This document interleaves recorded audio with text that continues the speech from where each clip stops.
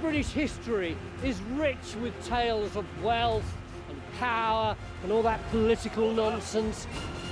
The glamour of our kings and queens, the jewels and furs and charisma, and all those heads being chopped off.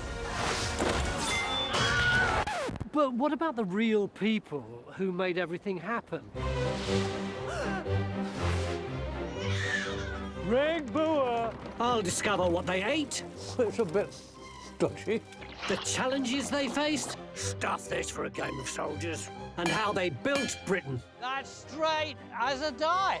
I'm going to uncover the extraordinary lives of some of history's ordinary people. Romans. It's quite a weight on my head, I have to say. Edwardians. Breathe in, madam, breathe in. 1950s. Put the needle on the record. Ooh, really soft brakes, takes ages to stop it. And the Middle Ages. There's the executive model inside the house. Whatever. History from the bottom up.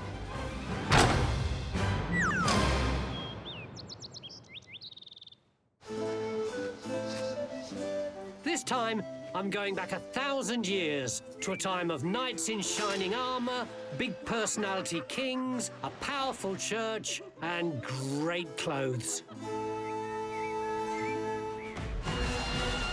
Our story begins after that infamous invasion by William the Conqueror in 1066. Once the Normans stopped killing people, business boomed, and the population soon trebled to a massive 5 million. People crowded into the towns. Food production rocketed to cope. But once they'd fed their faces and those of their animals, the people of medieval Britain had to deal with the consequences. So what to do with all the poo they produced? Well, people in the Middle Ages were renowned for chucking the contents of their chamber pots into the streets below, which were like open sewers. And there's no doubt that that happened. Women love my singing. She'll be putty in my hands. Get lost, creep! What she meant was prenez garde à l'eau, look out, water, which is where we get the word loo from. But you'll be relieved to know this wasn't how the sum of most human waste was dealt with. Well, moderately relieved. For most people, there would be a communal privy out back, a wooden seat suspended above a cesspit, like this 12th century model unearthed in York. Or there's the executive model, which was actually inside the house. See, look, there's the little hole, so you just get in, do what you have to do, and bosh, it goes straight down into the cesspit. Hurry along, mate, I've been waiting half an hour.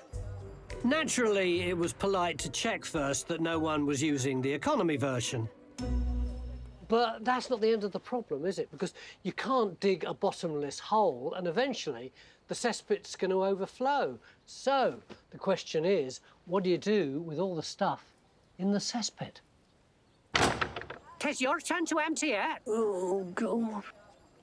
The solution created a career for a special sort of person. Someone like Richard Rakier. The clue is in his name. What he raked was poo. He was also known as a gong farmer.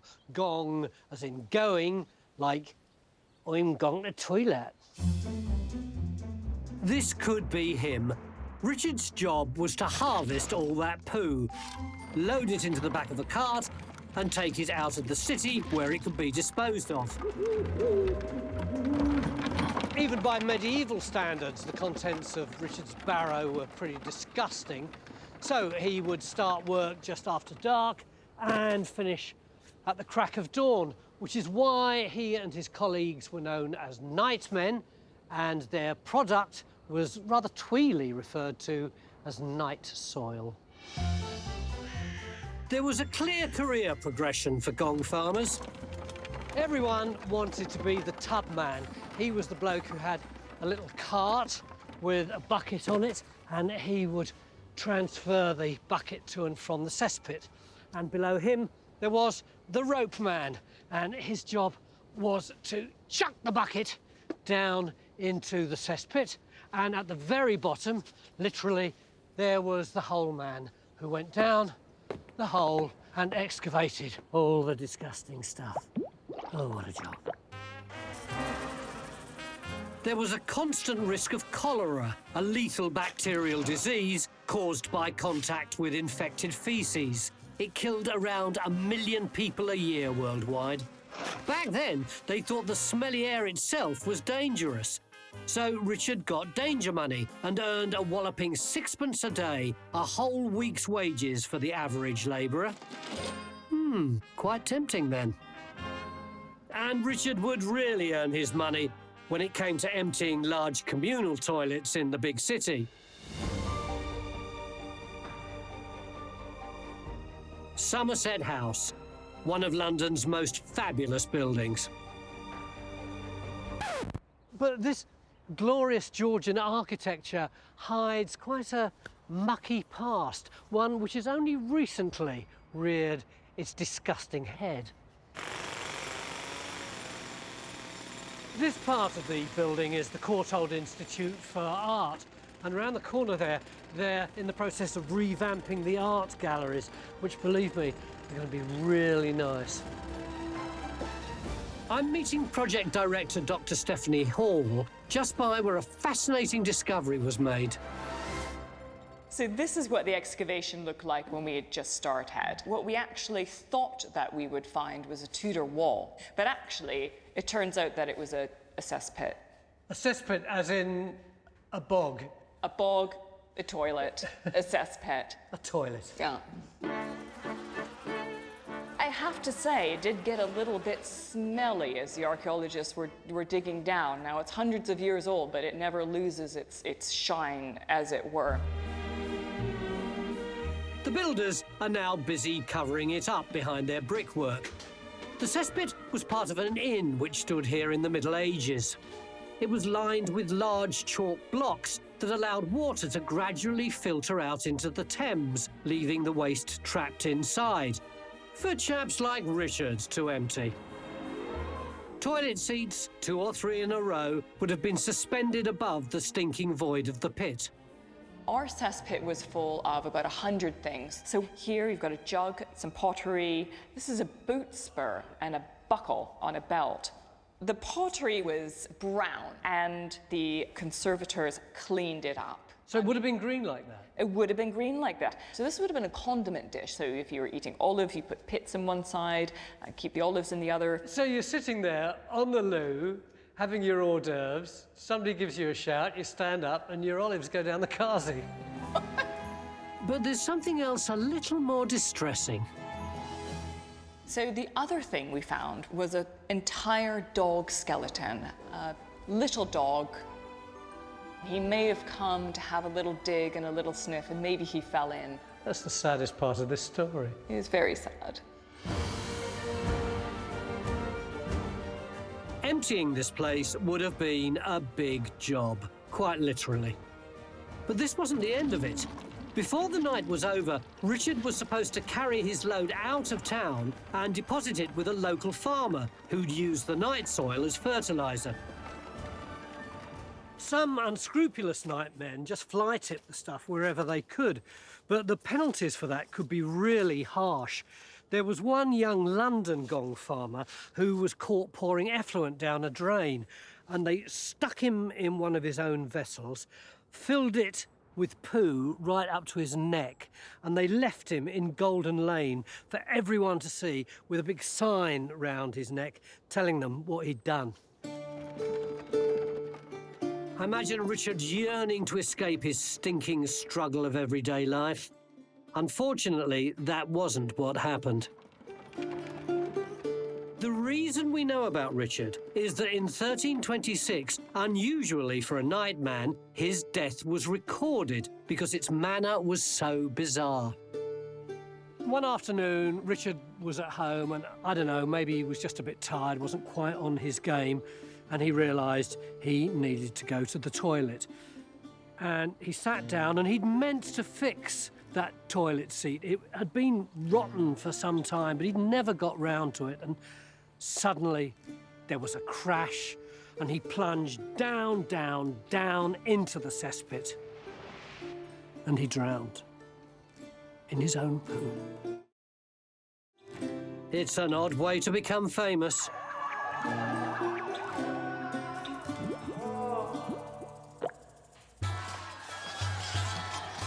In the Middle Ages, it wasn't only chaps who kicked ass.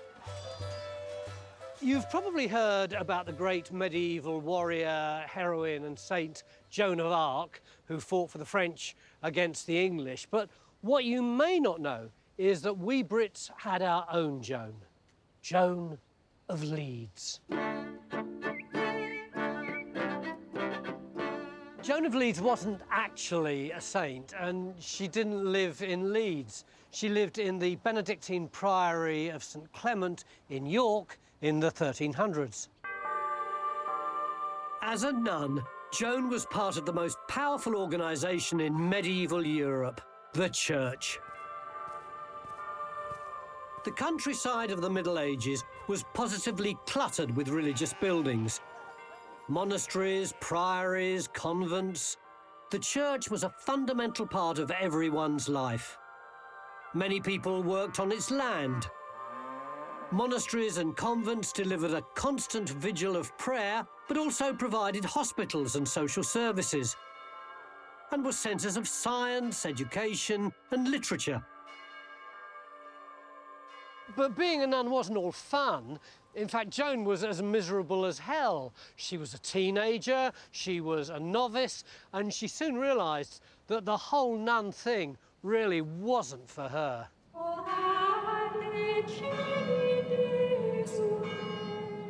Joan was probably sent to the convent as a little girl to be educated by the nuns. Then in her mid-teens at some point, she apparently decided to forsake worldly things and become a novice nun. But was it really her decision? Or was she pushed? Joan's family would originally have come from Leeds and were reasonably well off. I recommend the Chateaubriand. Medium rare. Yummy. Such families didn't like too many daughters because they were extremely expensive to marry off with lavish dowries. Oh dear. That left one option, the convent, with a handsome donation to the abbess. I've got overheads, you know. While most people in the Middle Ages were trying to get out of poverty, nuns were trying to get into it. Joan's priory, like most at that time, followed the strict rule of St Benedict. That meant she had to take 3 vows.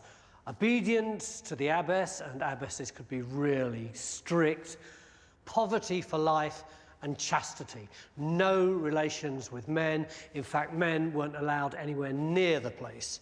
Whatever. And that was just for starters. Joan didn't even get a lie in. Each day would begin at 2 a.m. in the chapel, with prayers, psalms, hymns, and readings. The primary role of monasteries and convents in the Middle Ages was to pray for the souls of the dead, so they'd eventually ascend into heaven. And people donated a lot of money to be prayed for. So for Joan, after a few more hours' sleep, it was up at dawn for more prayers, followed by a simple breakfast, then another service at 6 a.m, then another 4 lots of prayers, perhaps interspersed with a bit of book illuminating and odd jobs, followed by a simple supper. Black pudding again? Yes, every day for the last 2 years. And then prayers, lights out by 7. For many, it was a genuine calling to which they were devoted. All I'm saying is I don't know many teenagers who'd plump for it. To better understand Joan's plight, I'm meeting Professor Sarah Rhys-Jones, a medieval historian from the University of York. It would have been really tough for a teenage girl to be a novice, wouldn't it? I think it could have been really tedious because all that the nuns were required to do was to observe the religious offices throughout the day. And doing that day after day after day with the same very small group of women, there were probably fewer than 20 nuns in this convent, would have been very tedious, repetitive and claustrophobic. It does sound like a pretty dreadful boarding school type of life. Yes, we have plenty of evidence of nuns falling out with each other and there being sort of factions and bullying and quarrels. So there could be a lot of unhappiness in a convent as well. How would Joan cope?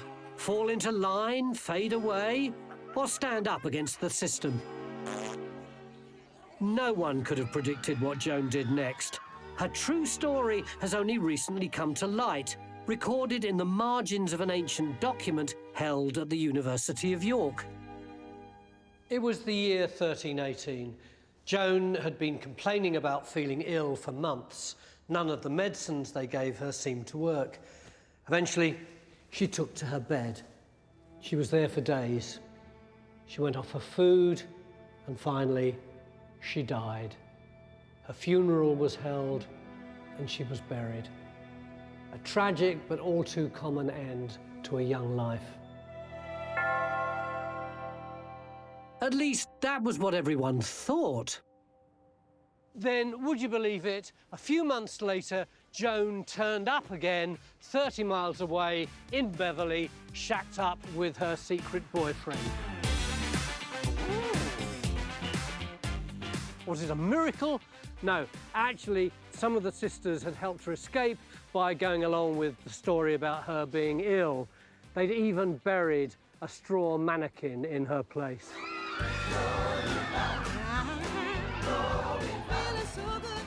On hearing this, the Archbishop of York demanded her return to the priory. And that was all we knew about Joan's story, until researchers in York discovered another, very different account. One of my colleagues working on the project found another record about Joan of Leeds, and this is truly rare because it actually gives her version of the story. That's fantastic. What's her story?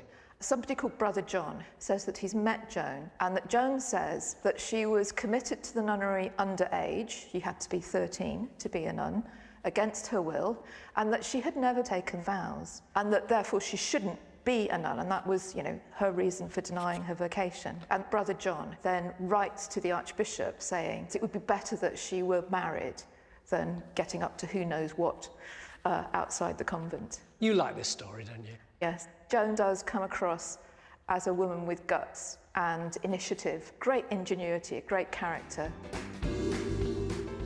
Quite honestly, what amazes me is that so many nuns actually stayed in the convents. Which maybe shows that there really weren't many options available for young women at that time. And that when you've got a really established system, it takes a reckless act of rebellion to break away from it, whether your name's Joan of Arc or Joan of Leeds.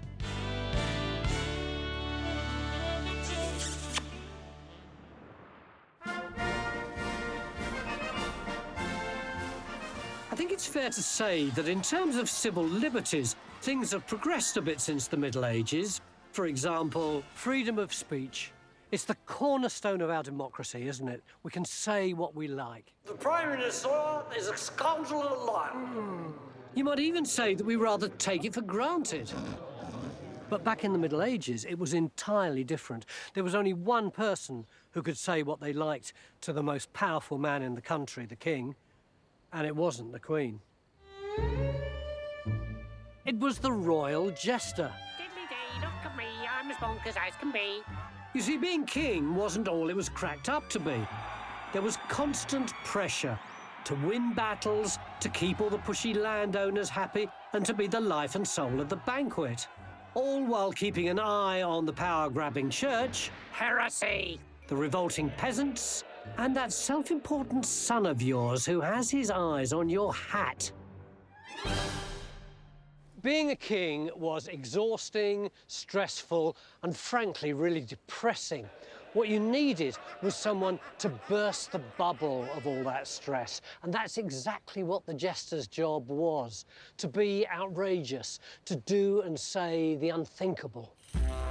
Your Majesty, your wondrous Majesty. If we may beseech you, Your Majesty. A royal jester could be a sharp-witted satirist, poking fun at the great and the good. Enough oil in this here to fry a whole pig. Oh, stop it.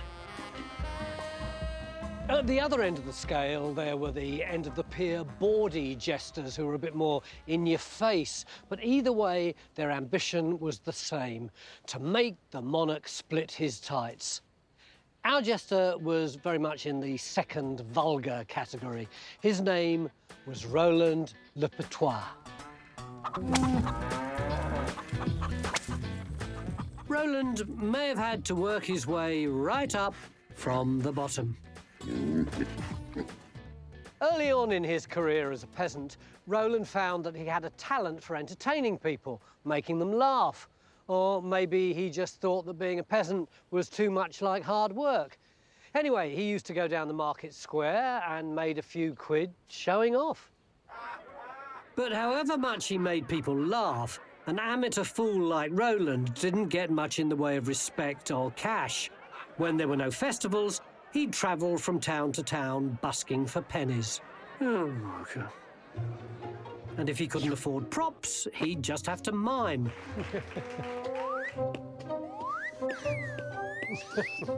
I'm being entertained by Ben Smith, one of the resident jesters at Warwick Castle. Ben, your costume looks a bit like something a jester would wear in a movie. Would Roland actually have worn this kind of thing?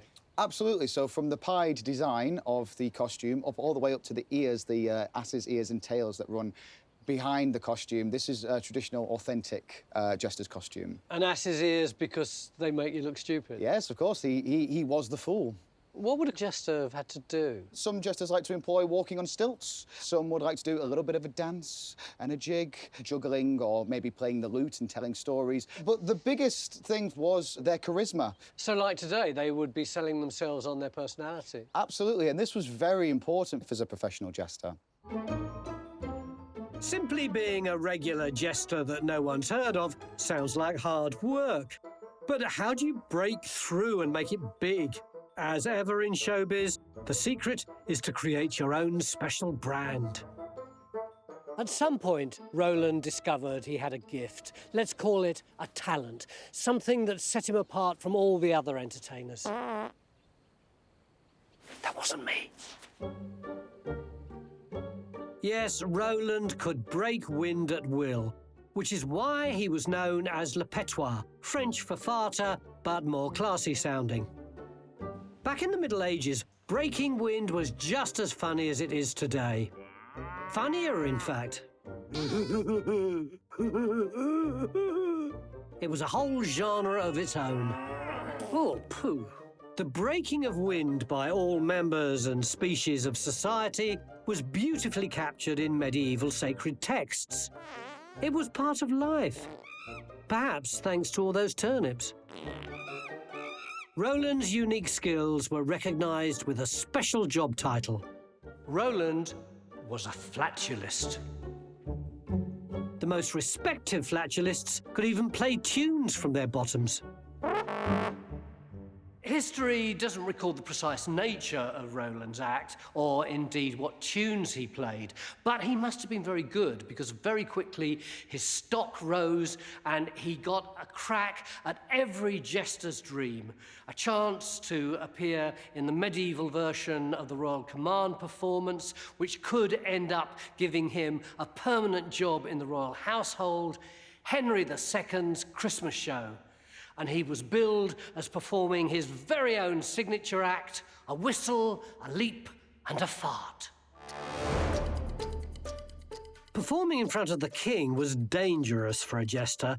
Like that talent show on TV I can't remember the name of, it could make or break you. Was the king in a bad mood? Would Roland's talents be appreciated? Or would his prowess desert him at the moment of truth? Roland gave it everything.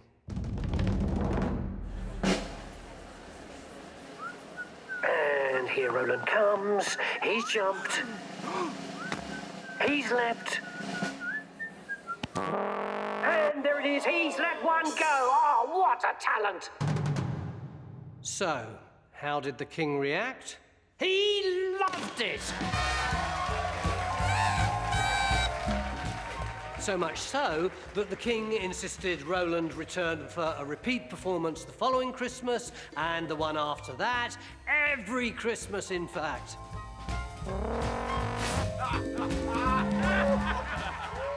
And by way of gratuity, he let Roland have use of a rather fine house, Hemmingston Manor in Suffolk, complete with 30 acres of land.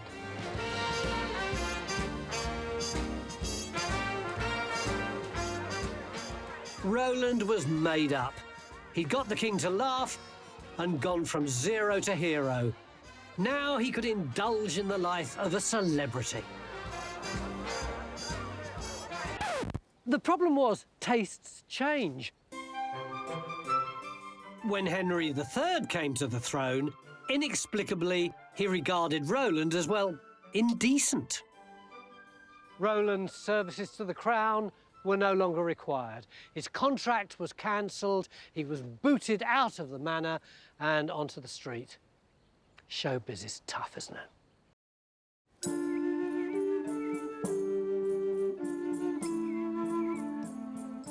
You may think that in the Middle Ages, everyone knew their place. You were born to be a peasant or a knight or even a nun. But things were changing, and for some, career options were starting to open up. Take young Simon Winchcombe. This could be him. I said hello. He's an apprentice to this gruff-looking chap. Where have you been, you lazy idle loafer? An apprenticeship could give someone from a poor family the chance to get ahead in the hip industry of the 1300s. Simon was learning how to be an armourer. That's someone who made this stuff, armour. Anyone who was anyone in the Middle Ages had a nice suit. And the top of the range could set you back as much as a very nice car in today's money. Young Winchcombe may have been as young as 7 when his parents sent him away to live with the master armourer up at the local castle. That may sound grim, but if you were hard up, then getting someone else to feed your kid was good news, and getting them an apprenticeship in a swanky profession, that was a result. But for Simon, it meant getting up before dawn and getting straight to work without even having breakfast. As an apprentice, Simon would start the day by lighting the fire and getting the coals blazing hot, ready for his master to do his work. In fact, he'd spend an awful lot of his time just clearing up the debris that his master had hammered and chipped away. Imagine all that heat and long hours. It'd be really difficult for a 7-year-old. Can I go and play now? I'm hoping to pick up some of the skills that Simon would have learned as a young apprentice. How hot do you have to get it? Orange. Graham Ashford is a professional maker of medieval armour, used for jousting competitions and displays. This way a bit. Towards, that's it. From around 1300, That's it. chainmail started to be replaced by armour plate, especially to protect legs and arms. What we're making is a van brace. This is part for the forearm. So you're trying to create like a drain pipe, a cylinder. That's it. We'll get that back in the fire. Am I right in saying that the arms are one of the hardest pieces of the armour to make? The shape of the arm and the greave for Yeah, the for your shin leg. are two of the more fluid shapes that Yeah. resemble the human being. So if you get them wrong, they're really uncomfortable. It's one of those easy to learn, hard to master types of skills. Simon would learn to pump exactly the right amount of air into the forge so it was hot enough just when his boss needed it. We reckon Simon was about 7 when he first started. Right. Is it a young man's game? Yeah. The older armourers have all got some sort of tennis elbow or elbow complaints. I mean, just about everything in these workshops, particularly back then, is designed to either maim or kill you. Oh, the old smoke's coming up now. Oh, it's horrid, isn't it? Oh! Simon would have had to endure up to 10 years of this without even wearing safety goggles. Until in his mid-teens, he would have been considered a grown-up, a journeyman armourer. I can imagine Simon doing this hour after hour. Now he could literally journey from castle to castle, town to town with his tools, doing odd jobs, or attach himself to a master armourer. Oh, it sounds like a budrigar being tortured.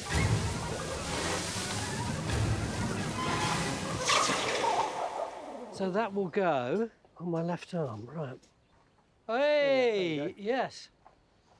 Nothing can harm me. I see what you mean, though. If it was just cylindrical, it would chafe both there and there. Yeah. But now it fits in really rather snugly. Simon's job had lots of other dangers, apart from just running the risk of getting tennis elbow.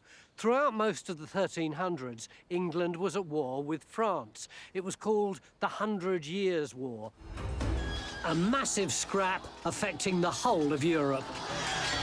Made Brexit look a bit like a tea party. And Simon may have got caught up in it. You see, in the heat of battle, a knight's armour could get into a right old state. As a young armourer, Simon would have been sent off to war and put on standby, ready to bash bits of plate armour back into shape while the battle raged. A bit like being in a pit lane team replacing wheels in Formula One. For Simon, it was a steep learning curve, testing the limits of the technology. He may even have saved lives. On the other hand, while war could be a little grim, it was great news for the armourers, and it guaranteed Simon lots of work. He survived to settle down with a decent income and married his sweetheart, Joanna. I've done your favourite, quail with peppercorns. Oh, I think I'm in love. Now they could dream big. Simon was ambitious. He didn't just want to repair armour, he wanted to create it. He saw himself as an artist. He wanted to head for the top and be a top designer. I've come to the Worshipful Company of Armourers and Braziers in London. It's been here for 700 years, surviving the Great Fire of London and Hitler. Look at these two, aren't they great, real classical pieces of armour? And you've got breastplates here, thing for a horse's face. You've got these marvellous helmets. Dr. Tobias Capwell is a freeman of the company and a leading authority on English armour. He's got a finished suit in the style that Simon himself might well have created in the 14th century. English knights often fought on foot, so their armour had to offer high protection without slowing them down.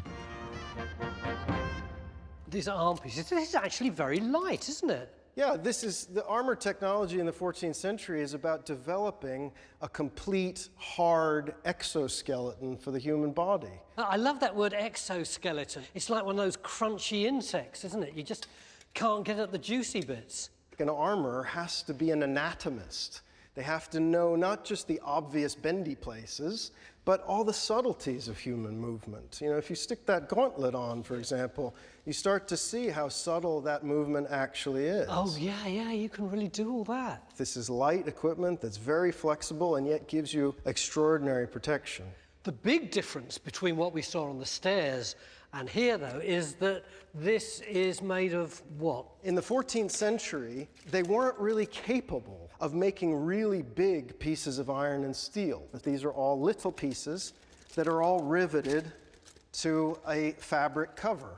So the guy who would have been wearing this, he's bought it off Simon, but this isn't just one guy making this. There's a load of different skills here, aren't there? Yes. Part of the role of a master armorer, the head of a workshop, is to be able to bring together and coordinate all those skills. So Simon wouldn't just have been the artist that he wanted to be. He would have been a manager. He'd have been a big boss. Yeah, he's probably not picking up a hammer very much at all. And he's coordinating the efforts of mercers and tailors and embroiderers and spurriers. But why was this place, the Company of Armourers, so important? Well, it was all about protecting the livelihoods of its members, a little bit like a medieval trade union. In the 14th century, the armorers were in a very difficult situation. because the Crown reserves the right to take armorers and make them work for however much money you feel like paying them. They're not allowed to sell to anyone else, and getting political power for themselves is the only way out of it. With the support of the company, Simon could work for whoever he wanted without fear of being put in the Tower. His business took off. But life wasn't only a bed of roses. His beloved wife Joanna died, most likely, as so many women did, in childbirth. Eventually, Simon remarried to Alice. And having come from nothing, he continued to get richer and richer right up to the day he died. One of the most interesting things I think about Simon Winchcombe is his death, or at least his will. He died in the year 1396. Clearly by that time he was absolutely loaded. The proof is, look, he wanted to be buried in the Church of St Mary of Almondsbury, next to the body of Joanna, his first wife. But in order to do that, God willing, they would have to rebuild the church. So he hands out bequests to that church and to loads of other churches, 9 or 10 of them, and other charities and priories and convents and hospitals and prisons, and even to the lepers of St Giles. He gives lots of silver, and this one I find very intriguing. To Richard Person, who is called his servant, he leaves a gown of blue motley and 6 complete suits of armour and the implements of his craft as an armourer. So he's handing over the whole business. And then a slightly waspish note at the end to his current wife, Alice. He gives such share of his gifts as of right and by the custom of the City of London, and no more. Well, that speaks volumes about their relationship, doesn't it? Regardless of what really went on between him and his wife, Alice, what this really shows is that it was possible for a select few people, if they had the right marketing skills, to succeed big time in medieval England, even if they weren't members of the aristocracy. Tensions over immigration, a global pandemic, trouble with Europe. I am, of course, talking about the Middle Ages. Although most of the population lived out in the sticks, had no newspapers and their internet was rubbish, issues of disease, Europe and immigration were every bit the hot potatoes they are today. No, they were even hotter potatoes, with some uncomfortable consequences for the lives of ordinary people. Take young Alice Spinner, the spinster, for example. When I say spinster, in medieval times, the word meant female spinner rather than unmarried woman. Surnames were a new thing, and they often denoted your profession, so everyone knew what Alice Spinner did for a living. Alice was also Irish. She'd been drawn to England in the 1430s by the lure of the English wool industry, which was booming. And one of its boom towns was here in Lavenham. 600 years ago, these funny-shaped houses were the power behind England's most lucrative industry. You see, for sheep, the British climate is paradise. Every spring, sheep up and down the country were shorn. The raw wool was cleaned and combed, and then dropped round in batches to spinners like Alice to be turned into woolen thread. Essentially what she did was this. She'd have this spindle here, which she would spin round and round and round and round and round and round and round, and the wool would get more and more taut, and eventually she'd just tease it out with her thumb and forefinger like that a bit, and then she'd spin it round and round and round and round again and ease it out again. Mind you, she'd have to do it quicker than I'm doing. But even for Alice, it took ages. At a push, she could manage 100 yards an hour. But to make a single dress needs at least 10,000 yards. 2 weeks hard work. I hope she didn't get RSI. She'd have been under constant pressure from the weaver to deliver. But at least the equipment was portable, so she could get out and meet her mates without stopping work. balls of the wool that Alice had spun would then be collected and go first to be dyed, then to the weaver to be turned into cloth, which tailors could cut and sew to make clothes.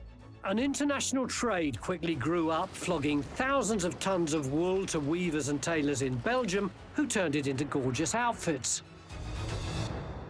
But a couple of things happened to change that happy balance.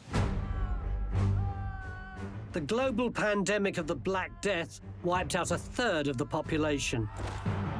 And war with the French seriously messed up the cross-channel workflow. So Belgian cloth makers fled to England to be closer to their precious supplies. And England became the centre in Europe for the entire woolen clothing industry pipeline, from sheep to well-shod gentry. Oh, isn't it gorgeous? Alice was now at the heart of a roaring trade, a trade that was turning England from a backwater into a regional power. But however much the country needed the labour of immigrants like Alice, not everyone was happy. Many of the English demanded immigration controls. By the 1430s, the war with France was going badly. Resentment was directed at anyone who was French or just a little bit foreign, even the Irish. Which was a bit unfair, as Ireland came under the English crown. So someone came up with what they considered was a neat idea. Yes, you've guessed it, a brand new tax. But not a tax on everyone, just on the immigrants. Including our Alice. So how did it work? This is Leicester University medieval historian, Professor Joanna Story. How could they prove who was foreign and who wasn't? I mean, they didn't have passports. There wasn't a census in those days, was there? No, they had to ask people's neighbours, essentially. So it was a system that was put in place where the neighbours reported on who was a foreign-born person. That'll learn them coming here with their weird ways. And how much would she have had to pay? Well, for somebody of Alice's status, it would have been about 6p, which is probably round about 2 days' wages. And that would have been quite a lot for someone of her status. Could she have avoided the tax if she stayed here for a long time, or if she got married? Rich people, or people with money behind them, could become natural-born English people by paying a sum of money, but that's very unlikely for someone of Alice's status. Have we any idea whether the tax acted as a disincentive and that less skilled foreign people came over here? It doesn't seem that it did. For the 50 or so years after the 1440 tax, there are 40-odd thousand people reappear in those records. Can you imagine her eventually earning a decent amount of money? She appears to be independent. She appears to be someone who manages herself. Don't forget that she's a spinner, and that gives us the modern word spinster, which has connotations of independence and not being married. After several years of poisonous gossip, the legislation was eventually withdrawn. As for the war, ultimately the English had to concede defeat and give up on their French territories. We don't know what eventually happened to Alice. Let's hope the immigration tax didn't put her off and she stayed put. Maybe she married the weaver of her dreams. Maybe she stayed independent and got rich on wool. All we can be sure of is that while fashions have changed a fair bit since Alice's time, the way people treat each other, unfortunately, hasn't much.